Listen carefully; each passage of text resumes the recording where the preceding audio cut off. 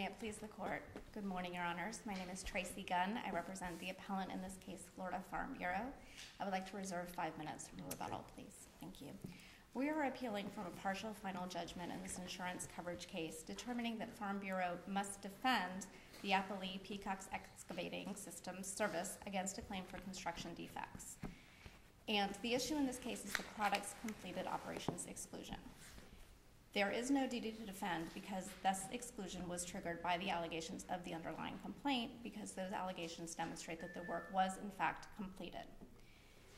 This court has issued an order asking us to address a jurisdictional issue, so I'd like to go ahead and just briefly discuss that. I hope that the court had an opportunity to see that opposing counsel and I filed a joint notice of cases to be discussed on that issue. We appreciate your working together and getting us yes, those cases. Yes, Your Honor, thank you.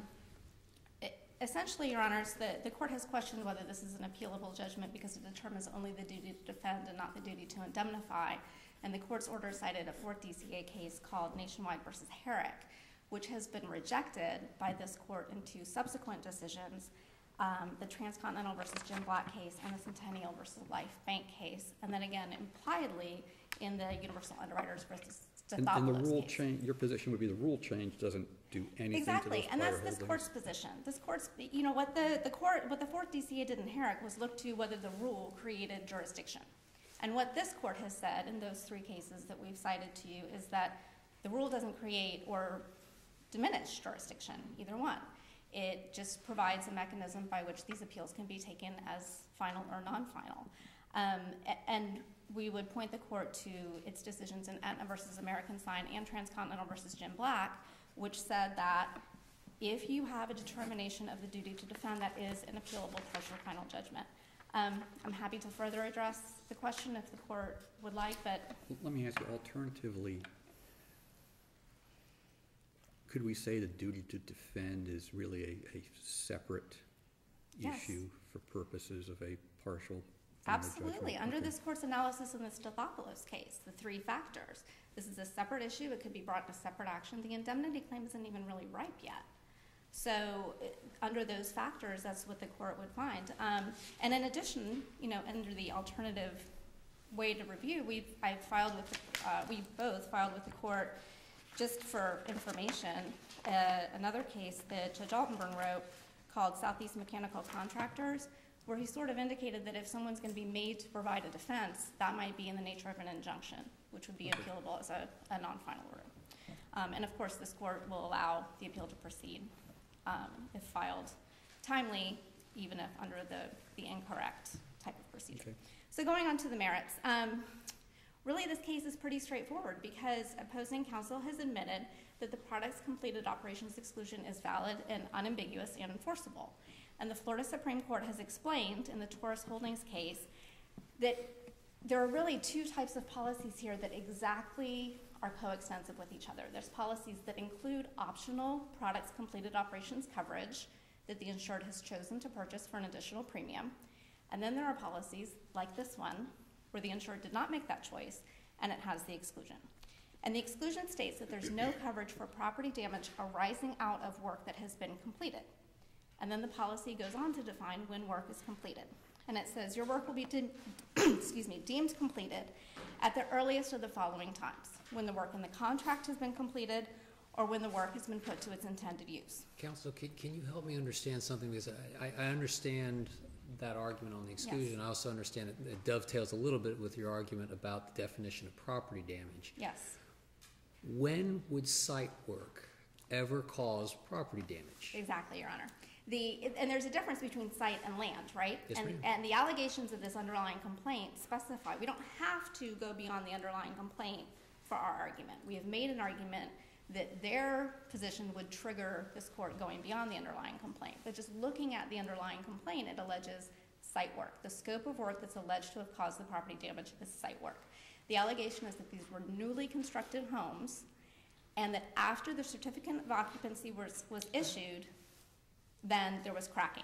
Now, and the allegation is not that there was some latent defect. It's not a water leak that caused some other damage that we don't know when it happened. The damage that's alleged in the underlying complaint is visible, tangible, patent damage, cracking. Cracking in the slab. You see it, cracking in the slab. The slab does not exist until the site work's done. Ergo, So the work was complete. Just as a practical matter, we can't ignore that practicality in the name of broadly construing the duty to defend. what coverage then does this insurance policy provide for a subcontractor that does site work?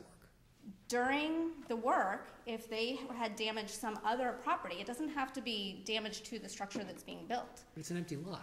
But it could be. And when they finish their work, it is essentially just a compacted lot, correct? But other people could be working on the lot at the same time. There could be vehicles there. There could be damage to other property. I see. So what you're saying is essentially this coverage really only applies not to the construction project itself, but really if there happens to be some extraneous other property that happens to be on the site at the same time that they're doing it? Well, and only in this particular circumstance where there is a vacant lot with a new construction. There could be site work in a situation where there's an adjacent building on the lot, there's adjacent structures, there's things like that that could be damaged. You know, I don't know what the fact is that you're supposed to have essentially coverage for while you're working and then coverage for while you're done working is separate. Mm-hmm. This coverage is for while you're working. And we don't really have to determine that the coverage ended when Peacock's physically left. All we have to say is the coverage was certainly ended by the time the certificates of occupancy were issued, because that's what Florida law says. Florida law under the statute says the work is deemed complete when the CO is issued. And we know that as an inherent part of getting a CO, there had to be an inspection. So we know, even just limiting ourselves to the allegations of the underlying complaint, that if you're talking about property damage that's a visible, tangible damage, not a latent defect, that if there was an inspection, they would have seen it. Which takes us to, and the other part of when work is completed. I'm sorry, during the inspection, what would have been seen? The cracking. Okay. The cracking. It's visible damage. And that. And we're sure it would have been observable at the time of a CO? Because of the way they alleged it. Okay. They alleged cracking. All They right. alleged cracking that was seen. And you know, if we're bound by the allegations in our complaint, that's what it said. It's our position. Doesn't that beg the question of when was it seen? It's a factual issue? Because simply because you have cracking on a slab doesn't necessarily mean it manifests itself on day one. Well, and Your Honor, if the court is going to go to the trigger issue and consider when it was manifested, then I think Peacock has admitted that there would be no duty to defend as alleged in the allegations of the underlying complaint, because the underlying complaint alleges that it was not seen until after the work was, after the CO. Doesn't that actually lead to just the opposite conclusion? That if the complaint is silent on that issue, then the broader duty to defend, wouldn't it be then assume that it would apply? That's their argument, Your Honor. That's exactly what their argument is. And so our response to that is twofold. Number one, that because the underlying complaint alleges that the CO was issued, that shows the work was complete. Number two, if we're going to look at, as they've argued, injury in fact, which is not alleged in the underlying complaint, and say, well, now there's this broad duty to defend, we trigger this exception to the 8 corners rule, which says you're no longer bound by the underlying complaint and the policy if the question that is the essence of the coverage issue isn't answered by the underlying complaint.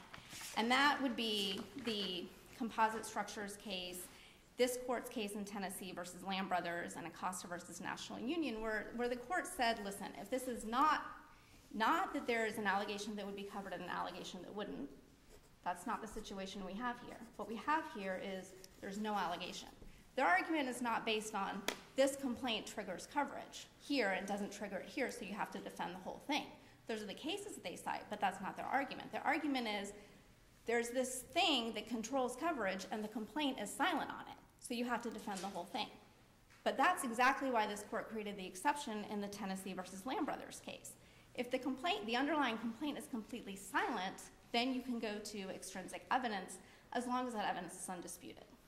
And so we would argue that if this court is going to look at when did the cracking actually occur, as opposed to when did it manifest, that the court should look at the extraneous evidence, the extrinsic evidence, excuse me, which was undisputed in this case, which is that the property damage alleged consists entirely of cracking, that the cracking was first seen by the owners, not by the inspectors, and first seen a year and a half after the CO was issued. Peacock's admitted that it did not send invoices for its work until the work was completed, and that all the work on the homes was invoiced before the COs were issued, before the allegation of the underlying complaint, and admitted that its work on all three of the homes was inspected and approved before the CO was issued. So again, this court would have to assume facts that are totally different than what the actual evidence shows, which, if there's alternative allegations in the underlying complaint, is what you're going to do. But in this case, we have a very narrow situation where the date of actual injury is, as they themselves argue, unknown, possibly unknowable. We may not know when the date of actual injury is in this case. But they're arguing that this unknowable fact is what we have to show to trigger this exclusion. And so it's our position that under the Tennessee case, which has been the law here for 20 years, excuse me, that this court will look at those undisputed facts to determine that there's no duty to defend.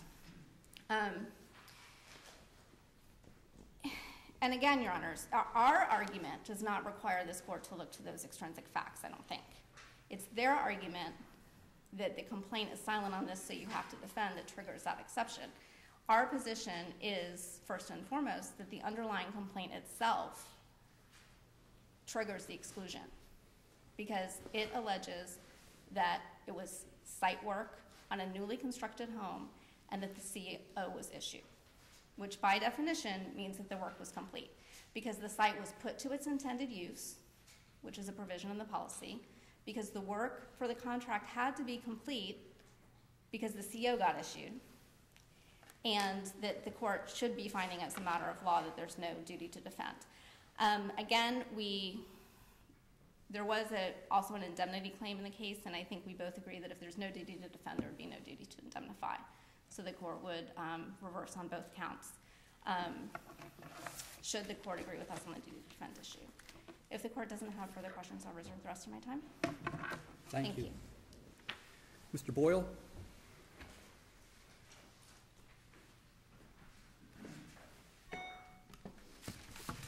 May it please the court, my name is Mark Boyle. I represent Peacock Excavating in this matter.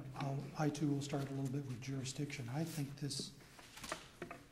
personally, this case has bunches of interesting issues that affect my practice area, like the trigger issue and the completed ops issue. So I'd love to have an opinion, but upon reflection of the court's order, I think this case is controlled by Judge LaRose's opinion in Universal Underwriters. I always get nervous when somebody quotes one of my cases back to me. And the court, I think quite rightly, itemizes the three-pronged test in that opinion. And Universal Underwriters is a partial, final judgment regarding the duty to defend, so it's just like this case. And the court goes through the three-pronged test.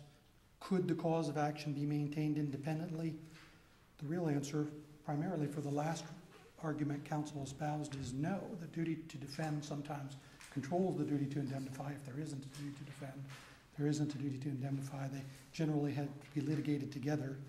You'd have a splitting the cause of action problem if you tried to litigate them separately. Was a party removed from the action? That's the second question under the three-element test. Nobody was removed from the action. And would the counts be disposed of? And they're not even separate counts. This is just one count for declaratory judgment by the same facts, and the answer is generally no. The duty to defend is controlled by the eight corners as opposed to the actual facts controlling the duty to On a indemnify. procedural point, at one point there was a final judgment that addressed both issues. There was a summary judgment order, was there not? There was a summary judgment granting the carrier summary judgment as to 1 year's policy. Okay. The trial court let us amend to assert other policy periods, but no final judgment was ever entered in. No appeal was taken from that order. There was a bunch of subsequent proceedings before there was an appeal. But the summary judgment order did dispose of both issues, correct? Duty to defend and duty to indemnify. I don't think it was specific about the duty to indemnify, but I think it definitely disposed of the duty to defend, which I admit axiomatically would mean, at least under that policy period, there was no duty to defend. But again, no appeal was taken from that order. I don't want to spend too much time on Jim Black versus, court doesn't like talking about its own cases. I don't like talking about cases I lost, which is Jim Black versus Continental, which I had lost twice at this court. The Jim Black decision involves the following facts, which I think you can discern from the opinion. There are two discrete claims. One's a claim for patent infringement. One's a claim for improper advertising of somebody's trademark. The trial court granted summary judgment for the carrier on the duty to both defend and indemnify the patent claim. They said neither one had to be honored, either a duty to defense or indemnify. But the court found there was a duty to defend the advertising portion of the claim. My opponent took an appeal from that, which I objected to jurisdiction on, but out of an abundance of caution, I took a cross appeal, and the court grounded the jurisdiction in the cross appeal, so, which was the denial, the complete denial of coverage on the patent claim. So I think those facts are pretty distinct. It's not my place to say. I think that Judge Silberman grounded the jurisdiction in the wrong place on the cross appeal, but that's the facts of that case. Canal versus Reed, which is the genesis, it sounds like 9.110M is being abandoned, was a very discrete factual circumstance where the carrier was brought in a third-party claim prior to the non-joinder statute, where the carrier used to be part of the suit. And the entire coverage claim, duty to defend and indemnify, was resolved in that third-party claim. And the Supreme Court said that discrete, since that entire aspect of the case, all of the coverage was resolved, you could take an appeal under 9.110M. The cases are pretty universal. Judge LaRose's opinion, the Hartwig decision, which is in the court's order, say if it's just the duty to defend, you can't take an appeal. Ms. Gunn and I did file that joint filing about the jurisdictional cases, and we discussed the case, I think both, quite frankly. I understand the carrier's dilemma when they're stuck defending a case, but the law is not completely heartless. They have the right, as I lost this in the second Jim Black appeal, to reserve their rights and recoup their fees, and they can file their deck action, and if they can absolutely dispositively prove there's no set of facts under which they would owe a duty to indemnify, arguably their duty to defend can be exterminated. So for those reasons, we don't think there is jurisdiction in the case. I want to talk about the issue that's closest to my heart in terms of my practice area, and one that I will absolutely assure the court is still causing millions of dollars worth of disputes across the state of Florida. It's this trigger issue. As I'm sure the court's aware, there's a wide divergence of how these issues have been handled, mostly in the Middle District of Florida over the last 10 or 15 years. And from a period of about 2002 to about 2012, the so-called manifestation trigger was kind of on the rise. Then, in another case, our firm was involved in this Access decision, which is the one we cite most heavily.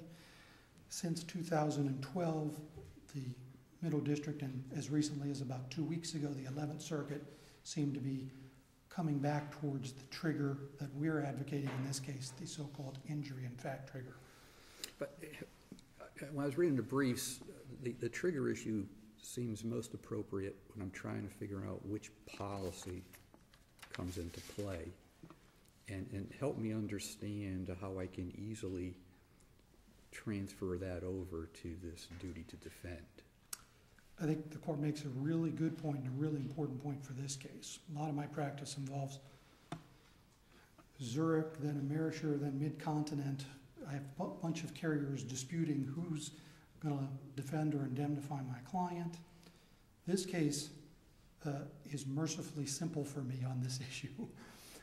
It's all Florida Farm Bureau all the time, all relevant time frames going back to the 4 years before the limitation of action from when the claimants say they found this damage in their complaint, which is, that I admit, the only date that gives us any target at all. So if you go back, there's a 4-year limitation period when you find a latent defect to file suit. So if you even go back to 4 years from that date, it's all this carrier. So the discussion generically that the court wants me to engage in about, and I'm going to, about But it how really to- doesn't make any difference if I'm looking at it as to what insurer is responsible. Correct, because in Okay. this case, it's all Florida Farm Bureau. But then this trigger analysis, which is, as I read it, most appropriately used when I'm trying to figure out which insurer is responsible, I'm having trouble seeing how I transfer that over to trigger the duty to defend. Sure.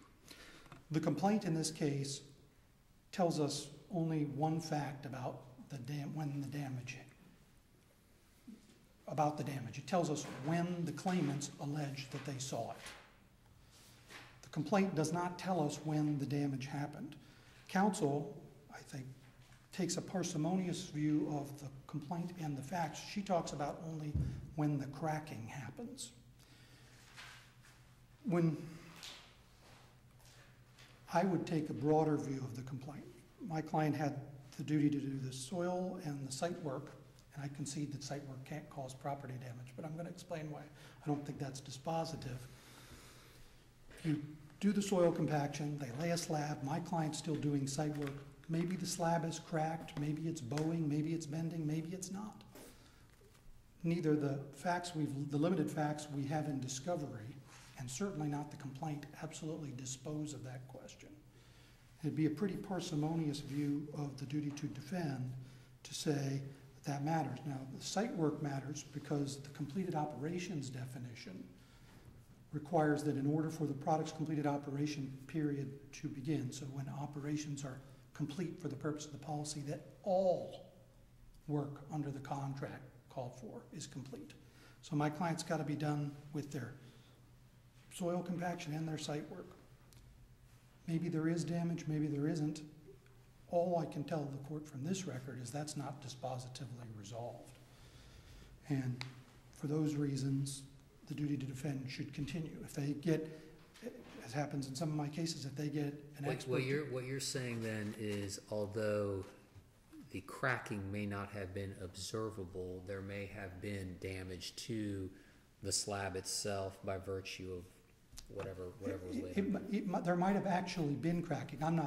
My point is I don't have to prove there was cracking. There just has to be some, the definition of property damage in the policy is physical injury to tangible property, and there's lots of cases that say bowing, movement can constitute those conditions.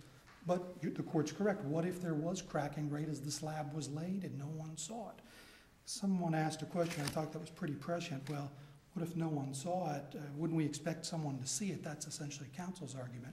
I'd be out of work if that was true. Every government inspector would find all these construction defects during construction. Regrettably, I have lots to do when I get back to the office today because inspection processes, both private and governmental, don't find all the damage, even that exists during construction. So this trigger issue, I think, is important. Briefly, because I know I'm running out of time, I think the more recent cases and the better decided cases give fealty to the policy language. The policy language requires the damage to occur. That's the word in the policy. In order to trigger coverage, occur means to happen. It doesn't mean to be found. That's really the bottom line of the argument. The 11th Circuit in that last opinion that they just issued, the Carithers case, that's actually the Honorable Hugh Carithers, a trial court judge in Jacksonville. He's the claimant. Judge Carithers' case, they leave open the very slightest of argument for the manifestation trigger in a circumstance where it's absolutely, completely impossible to discern when and if the damage happened. That's certainly not our facts based on it. The majority of cases have held that way. The majority of academic treatment holds to the ISO, to the injury in fact trigger. The depositions of all the people from the ISO that were taken in the California asbestos cases all say they intended the injury in fact trigger and that coverage be available under each policy during which damage happened. I think that's pretty easy, and I think I've dealt with the other argument from the manifestation. Counsel's argument is if it manifests to the claimant at one time, that's dispositive. If I were to ask the court to read anything about that argument, I'd ask the court to read the Axis decision from the Middle District, Judge Antoon.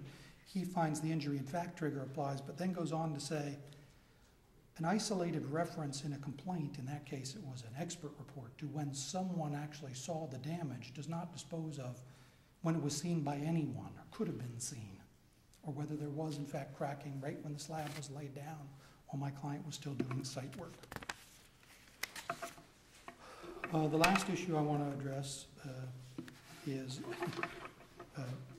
Ms. Gunn. I almost, she's my law school valedictorian, so I wonder if she's poking fun at me a little. She found a bunch of cases I lost, including the composite structures case. It's a case I lost at the 11th Circuit. I note the case is unpublished, and I think for a reason.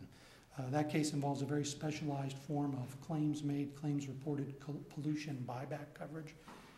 And I acknowledge one of the exceptions to the 8 corners rule is if you have claims made, claims reported coverage, the date in which you would have reported it to the insurer, which would never find anywhere near the underlying complaint, that's an exception. And I think that exception is the only other exception recognized broadly by Florida courts to the 8 corners rule is the so-called Nateman exception. The Nateman exception I would define in the following way.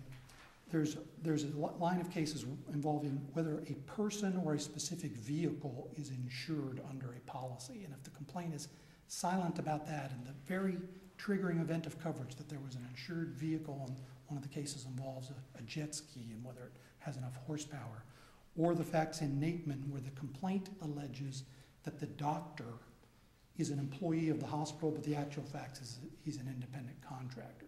And his status as an employee would have determined that he got coverage. The court said, since the fact is actually dispositive of whether you even qualify as an insured person, then that we can take an exception from the 8 corners rule.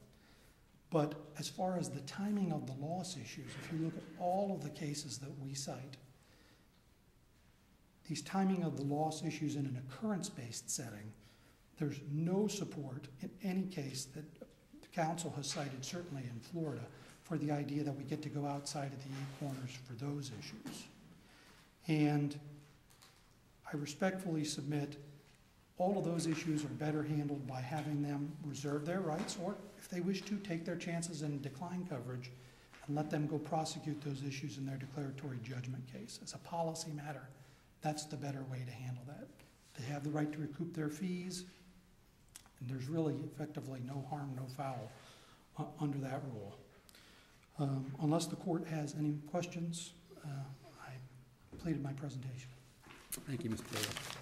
Ms. Gunn?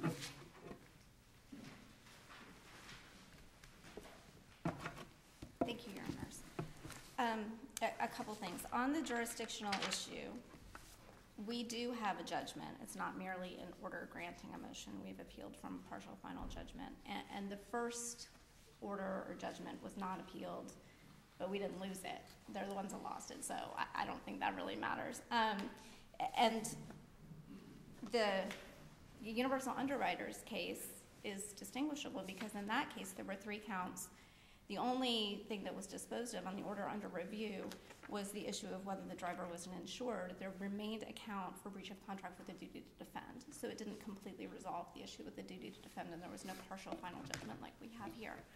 So as to the complaint and what the property damage may or may have been, we don't analyze liability coverage in a vacuum. We analyze liability coverage as to whether the policy provides coverage for a claim for liability that is being made against the insured.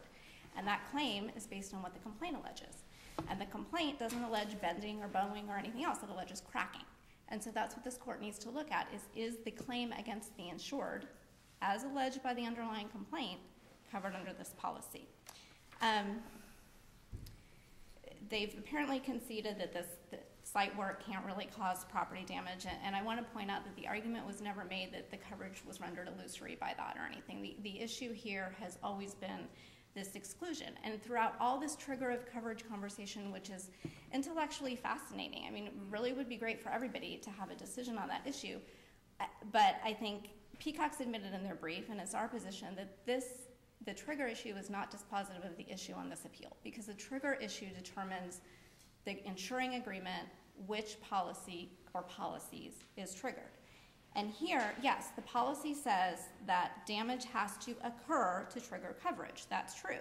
But we're not talking about the insuring agreement. We're talking about, given that the insuring agreement was triggered, does the exclusion apply to preclude a duty to defect.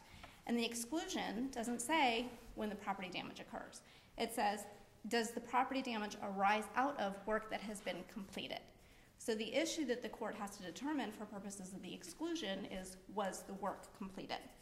And again, we have the policy provisions that say it was put to its intended use, the contract was complete, the CO was issued, which under Florida law indicates a completion of the work, and the, excuse me, and so it's our position A, that there's no duty to defend on the face of the underlying complaint.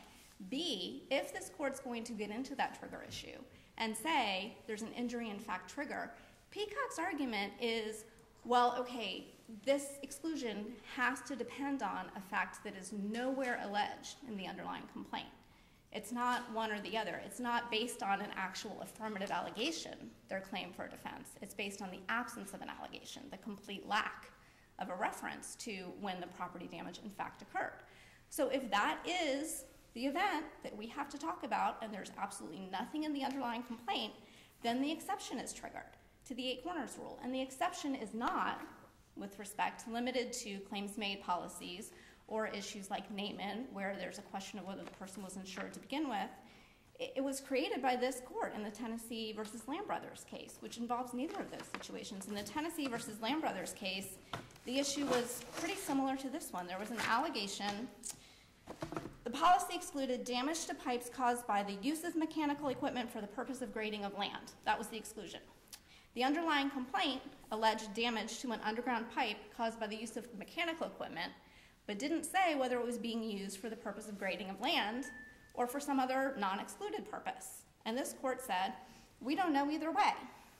Since the allegations of the complaint do not initially solve the question posed in this case, we believe the responsibility to defend must now depend solely on the operation which was in fact being performed at the time of the accident, and remand to determine what those facts are. It's exactly what we're asking the court to do here. Here we don't need a remand because the undisputed facts are that there was an inspection, their work was complete, they invoiced it, the invoices were paid, there were COs, and a year and a half later, the owners discovered this cracking. So we would ask this court to reverse, to find that Farm Bureau did not have a duty to defend, to actually hear the case, to find that you have jurisdiction to hear the case, and coinciding with the lack of a duty to defend would be a judgment in favor of Farm Bureau on the indemnity issue as well. Okay. Thank you, Ms. Gunn. Thank you both.